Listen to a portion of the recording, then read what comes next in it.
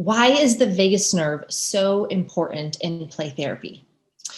Well, to answer that question, let me first explain to you what the vagus nerve is if you are not familiar with what the vagus nerve is. So, in our physiology, in our nervous system, we have a sympathetic branch that revs us up, and we have a parasympathetic branch that slows us down. Well, part of the parasympathetic branch houses our ventral vagus nerve. And the ventral vagus nerve is the part of our nervous system that allows us to regulate our different arousal responses, whether we revved up or we went into a shutdown, immobilization response. So the question, why is it important in play therapy?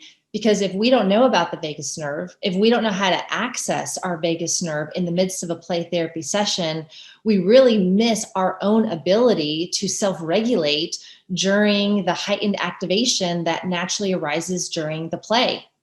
Because we know that when we are facilitating a process with a child, we feel stuff. We feel stuff.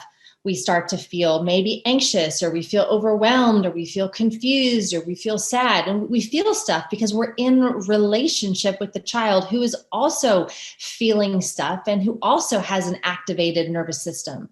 So if we are feeling with this child and we have activation alongside the child, if we don't know how to activate our vagus nerve, then we stay stuck in the activation instead of being able to step out of it a little bit, connect to ourselves, and then hold a larger space and container for the child to be able to move towards their own activation. In fact, it's actually the basis for co-regulation and becoming the child's external regulator.